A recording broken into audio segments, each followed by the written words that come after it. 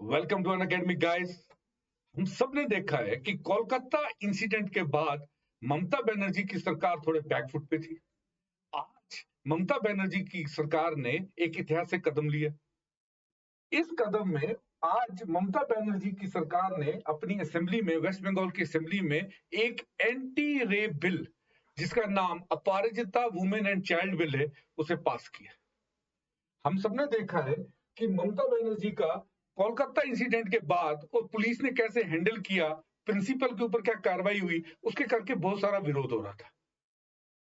आज जब bill table हो रही थी तब ममता बनर्जी ने कहा कि जो नया rape bill, anti rape bill वो लेके आ रहे हैं, ये एक मॉडल है और एक हिस्टोरिकल स्टेप है in enforcing the women security. Bill का नाम Aparajita women and child bill है, West Bengal criminal laws and amendment bill 2024 है। इस बिल में ममता बनर्जी ने सबसे पहले कहा कि हम लोग एक अपराजिता टास्क फोर्स बना रहे हैं। इस टास्क फोर्स का काम ये होगा कि जो डिले हो रहा है रेप के केसेस में सजा देने में, तो वो फास्ट ट्रैक बेसिस पे कार्रवाई करेंगे। विटनेसेस, जो भी सबूत है, जो भी कार्रवाई कर रही है, उसे फास्ट ट्रैक बेसिस पे करेंगे।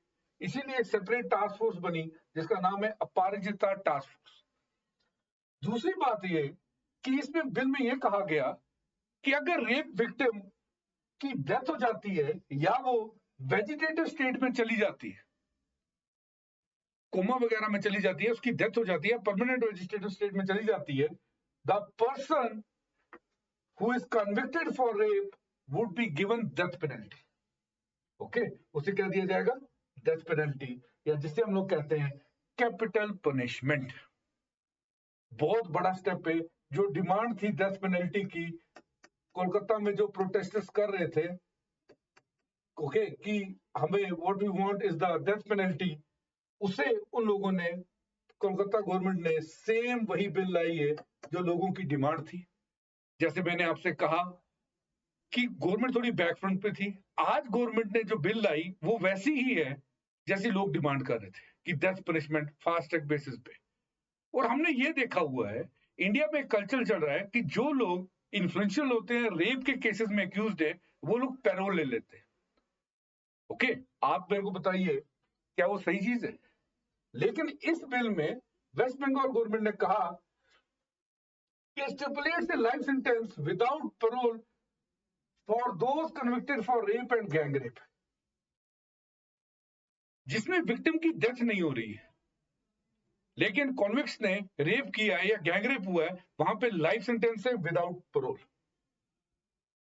अगर विक्टिम की डेथ हो गई है, अनफॉर्चुनेट इंसिडेंट हुआ है, तब कैपिटल पनिशमेंट है। अगर विक्टिम की डेथ नहीं हुई लेकिन रेप हुआ है या गैंग रेप हुआ है, तो कॉन्विक्ट्स को मिलेगा life imprisonment without payroll.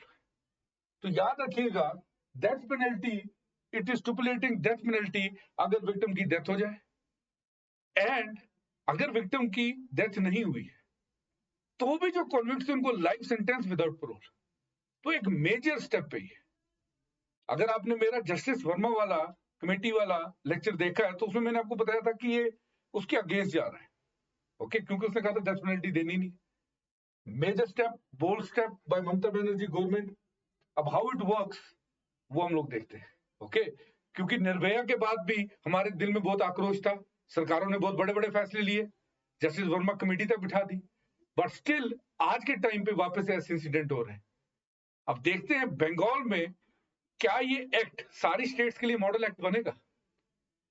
Opposition में बीजेपी है, सुवेंदु अधिकारी ओपोजिशन के लीडर हैं, उन्होंने इस बिल में 7 अमेंडमेंट्स मूव की थी। Most of them got rejected. Okay, but उन्होंने बिल का सपोर्ट किया। दैट मींस ये बिल अपोजिशन और रूलिंग पार्टी दोनों के आपसी सहमति से पास हुई है।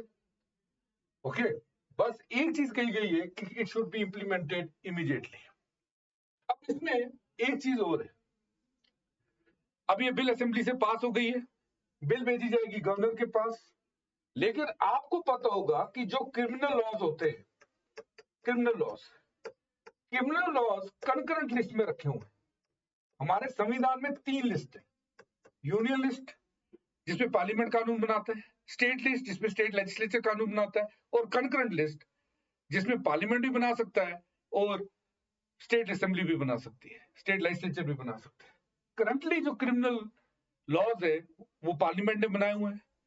क्योंकि वेस्ट बंगाल की गवर्नमेंट इनमें अमेंडमेंट कर रही है, तो it will be sent to the governor, वहां के गवर्नर आनंद बोस।